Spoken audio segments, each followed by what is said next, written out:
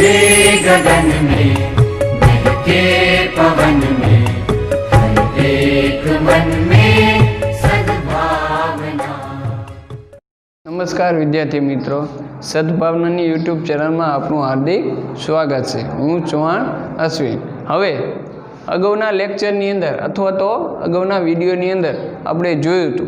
તો હવે કે આપણે આ તો પ્રાઇમરી એટલે કે પ્રાથમિક અથવા તો ચોથા પાંચમા ત્રીજા આ બધા ધોરણમાંથી આપણે અભ્યાસ કરીને આવ્યા કે સમાનાર્થી શબ્દ અને વિરોધાર્થી શબ્દ। આ જે શબ્દો છે એ પ્રાઇમરી એટલે કે પ્રાથમિકમાંથી કે બીજા ત્રીજા ચોથા પાંચમાંથી આ બધો અભ્યાસ એ આપણે આ જે સમાનાર્થી શબ્દ અને વિરોધાર્થી શબ્દનો કરી ચૂક્યા છીએ। પણ આપણે અહીંયા અભ્યાસ કરવાનો હોય કે સમાનાર્થી શબ્દ કોને કહે અને વિરોધાર્થી આ જે શબ્દ છે તો કોને કહેવામાં આવે કે જે સમાનાર્થી શબ્દ या पर्याय जो समानार्थी शब्द है पर्यायवाची शब्द पण कहेवामां आवे। तो परीक्षा नी अंदर पर्यायवाची शब्द पण पूछे कि पर्यायवाची शब्द लिखिए के समानार्थी शब्द लिख। आ जे पर्यायवाची अथवा तो समानार्थी आ बंनेमांथी गमे ते बंनेने समानार्थी कहेवाय। पर्यायवाची होय तो भले अने समानार्थी होय तो एने एक ज छे। तो समानार्थी शब्द है हिंदी व्याकरण अंदर के कोने कहेवाय गुजराती अंदर आपणे जोया एमां એટલે કે આપણે જોઈ કે એમાં આવે સમાનાર્થી વિરામ આ નીચેથી એટલે કે નાના ધોરણથી અભ્યાસ આપણે કરતા આવ્યા અહીં। હવે આગળ કે સમાનાર્થી શબ્દ કિસે કહેતે એટલે કે કોને કહેવામાં આવે કે જે કેમ કે આપણે અભ્યાસ કરીને આવ્યા એટલે વધારે આપણે ખબર જ હોય કે કોને કહેવામાં આવે પણ આપણે વધારે માહિતી મેળવી। तो जो ही व्याख्या तरफ जिस शब्द का अर्थ समान हो समान એટલે કે એક બેયનો શું હોય કે આપણે કેમ કાંઈ પણ વસ્તુ હોય તો તોલતા હોય માપતા હોય તો આમ બેયનું સરખું સમાન રાખતા હોય તો એટલા માટે શું કે जिस शब्द का अर्थ समान हो उसे समानार्थी या पर्यायवाची शब्द कहते हैं કે સમાન હોય કે સરખું હોય બેયનું માપ અથવા તો બે શબ્દ જે અર્થ છે એ શું હોય સરખા જ હોય કે સમાન હોય એક સરખા જ અને એને पर्यायवाची अथवा तो समानार्थी शब्द कहेवामां आवे। हवे वधारे जोई एक ही वस्तु या शब्द के अलग अलग जो अलग अलग एक ही वस्तु कोईपण एक शब्द आप्यो होय अथवा कोईपण एक वस्तु होय के जे होय तो शुं होय के अलग अलग नाम एक शब्दना घणा बधा नाम होय अथवा तो एक शब्दना घणा बधा अर्थ थता होय। तो एटला माटे के एक ही वस्तु या शब्द के अलग अलग नाम होते उसे समानार्थी या पर्यायवाची शब्द कहेवामां के एक ज शब्द आपेलो होय के कोई पण वस्तु आपेली होय के शब्द आपेलो होय शुं के एक ज होय पण एना अर्थ केवा कीधा है अलग अलग अलग अलग अर्थ ए बतावे अने समान એટલે કે સરખું કે જે સમાન હોય જેનો અર્થ એ શું કે સરખો છે શબ્દ એક હોય પણ એ અર્થ સમાન હોય સરખા જ હોય। तो આપણે અમુક એવા જે ઉદાહરણો અથવા તો એ કેવા શબ્દો સમાનાર્થી શબ્દ છે એને આપણે જોઈ કે પહેલો શબ્દ આપેલો હોય મરુસ્થળ। મરુસ્થળ એટલે કે આપણને ખબર પડે મરુ એટલે કે રેગિસ્તાન થાય કે રેગિસ્તાન। મરુસ્થળ એટલે કે મરુસ્થળનો સમાનાર્થી શબ્દ એ શું થાય રેગિસ્તાન।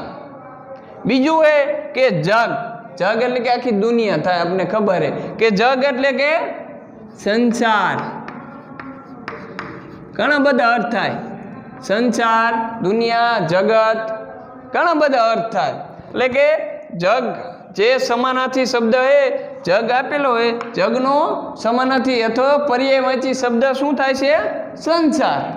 તો સમીર સમીર જો કોઈ વ્યક્તિનું નામ હોય है ने समीर समीर एटले शुं थाय समीर एटले आम जोए ने तो हवा थाय हवा के पवन आपणे गुजराती में कही तो पवन अने हिंदी में शुं थाय हवा के जे समीर शब्दनो समानार्थी समीर जे शब्द है तो समीर शब्दनो समानार्थी अथवा पर्यायवाची शब्द शुं थाय हवा।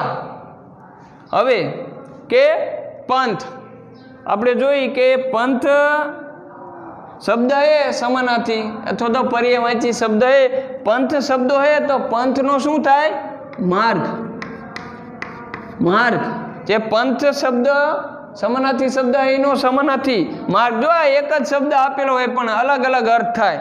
કે મરુસ્થળ જગ એ તો જગ એ આપ્યું એ જગ એટલે કે દુનિયા, જગત, સંસાર એ થાય. આ એક જ શબ્દ પણ જો બે અલગ અલગ રૂપ આપ્યા અથવા તો એક કરતાં વધારે પણ હોય. એક જ શબ્દ એ પણ અલગ અલગ અર્થ. એટલા માટે કે એક વસ્તુ યા શબ્દ કે અલગ અલગ. જો એક જ આ શબ્દ આપ્યો જગ હોય, મરુસ્થળ, સમીર, પંથ આ બધું આપ્યું હોય તો શું હોય? એક જ શબ્દ હોય. એક જ શબ્દના શું કે અલગ અલગ અર્થ જે થતા હોય ને સમાનાર્થી. એટલા માટે જો પંથ એ તો માર્ગ, રસ્તા કે રાસ્તા આ બધા ઘણા બધા અર્થ થતા હોય. હવે એના પછી જોઈ કે પછીનો સમાનાર્થી ગલતી. ગલતી તો આપણે ખબર જ હોય. ગલતી એટલે કે ખોટું થઈ ગયું હોય આપણાથી, ભૂલ થઈ. તો એને શું ગલતીનો સમાનાર્થી? ભૂલ. ભૂલ. શું કે ગલતી જે સમાનાર્થી ગલતી શબ્દ જે સમાનાર્થી તો એનો અર્થ થાય ભૂલ. હવે બીજું એ ઘણા બધા અર્થ થતા હોય પણ આપણે એ જાજાને પણ આપણે જે અર્થ છે એ જોઈ. એટલા માટે શું એ બેબસ એટલે કે લાચાર. બેબસ સમાનાર્થી શબ્દ એ તો સમાનાર્થી શબ્દનો અર્થ થાય શું થાય? લાચાર. હવે આગળ જોઈ કે જે મનુજ. મનુજ એટલે કે માણસ થાય કે મનુષ્ય.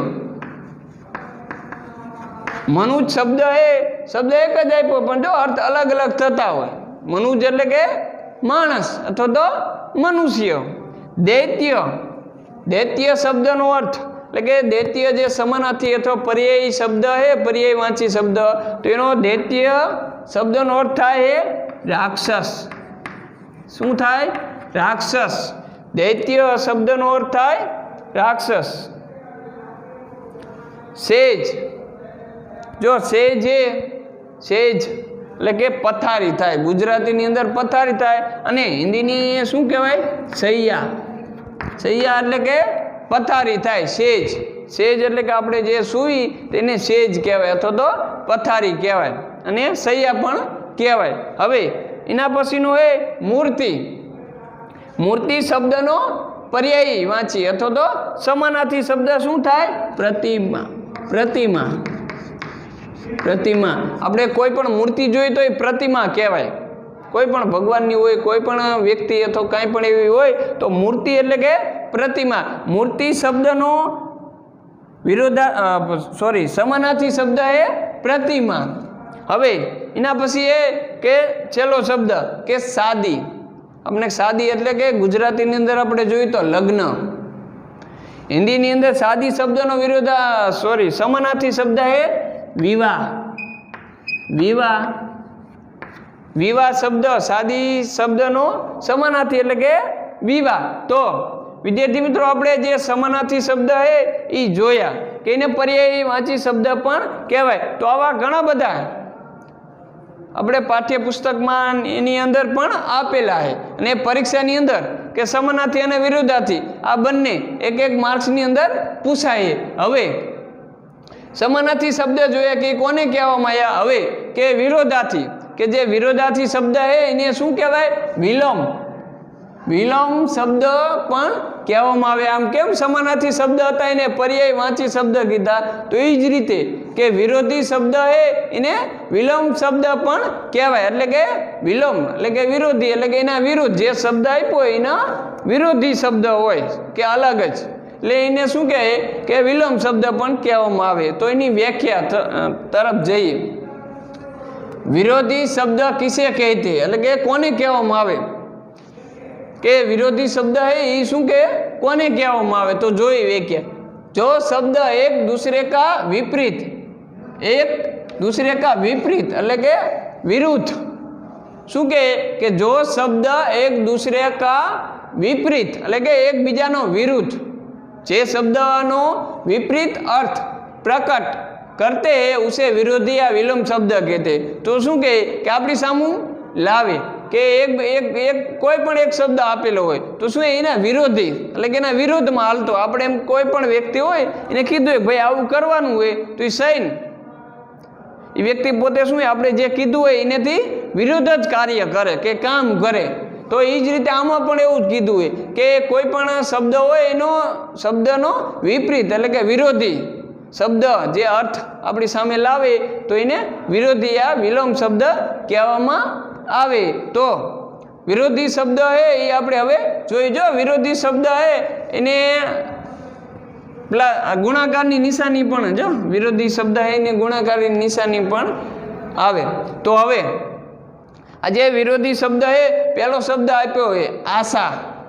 આશા શબ્દ જે આપ્યો હોય આશા શબ્દ એટલે કે હંમેશા કોઈ પણ વસ્તુની આપણે કેમ આશા હોય અથવા વ્યક્તિનું નામ હોય, છોકરીનું નામ હોય, સ્ત્રીનું નામ હોય, પણ આમાં નામનું નથી કીધું. આમાં શું કીધું હોય? આશા કીધું. આશા એટલે કે એનો વિરોધી શું થાય? નિરાશા. આપણે કાંઈ પણ વસ્તુની આશા હોય તો એનો વિરોધી શબ્દ એટલે કે નિરાશા. કાંઈ પણ વસ્તુ હોય, કોઈ પણ વસ્તુની આપણે અપેક્ષા હોય, આશા હોય કે ના આ વસ્તુ શું હોય કે હું મારા માટે લાવશે, પણ ન લાવે એટલે આપણે નિરાશા થાય, હતાશ થઈ જઈએ. એટલે એટલા માટે શું હોય કે આશા શબ્દ હે એનો વિરુદ્ધ શબ્દ એ શું બન્યો? નિરાશા. હવે બીજો હે કે ધર્મ. ધર્મ શબ્દ આપેલો હોય, ધર્મ શબ્દનો વિરોધાર્થી ધર્મ શબ્દ હે એનો વિરોધાર્થી શું થાય?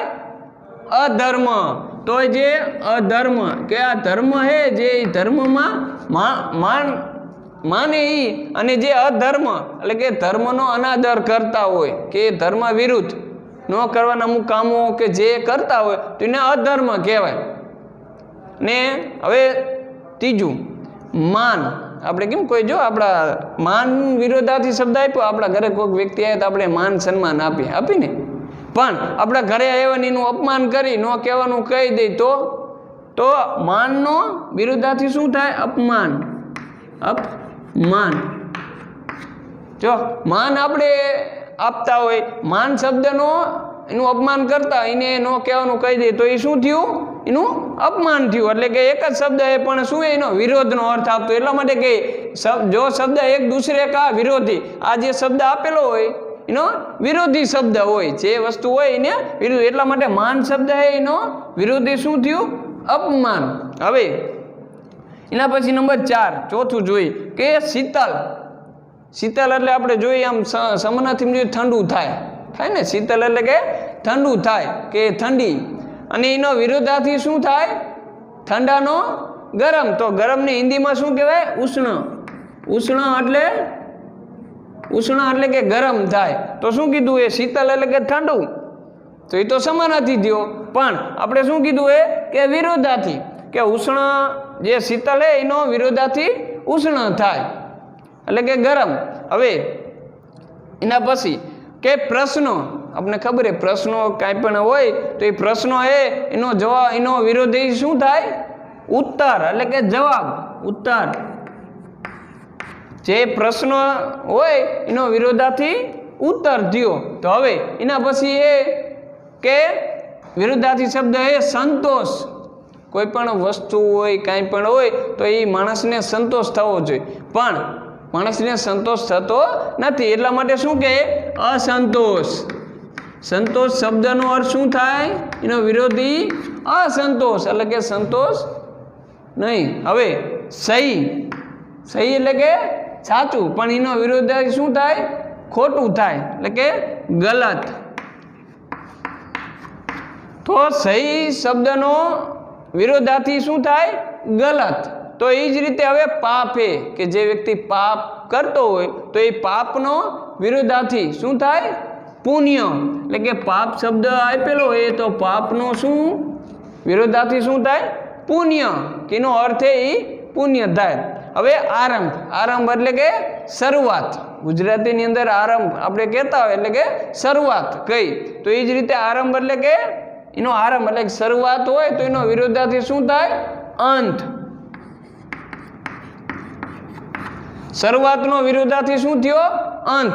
એક શબ્દ આપેલા હોય તેના ઘણા બધા અમુક અર્થ થતા હોય. હવે છેલ્લું કે જન્મ. તો જન્મ શબ્દ હે તો એ જે જન્મ હે એ આપણે જૈનમાં જન્મ થયો વ્યક્તિનો તેનો વિરોધાર્થી શું થયું? મરણ અથવા તો મૃત્યુ. મૃત્યુ. જે જન્મ શબ્દનો અર્થ એટલે કે જન્મ શબ્દ વિરોધાર્થીનો અર્થ થાય મૃત્યુ. તો આપણે આજે સમાનાર્થી અને વિરોધાર્થી કોને કહેવાય એ જોયું કે અગાઉના લેક્ચરની અંદર પણ આપણે આવા નવા અને બીજા જે સમાનાર્થી જે શબ્દ છે એ તમારે પાઠ્યપુસ્તકને જે છે એની અંદર આપેલા છે. તો આ જે નોટ બનાવો વ્યાકરણની એની અંદર લખવાના રહેશે.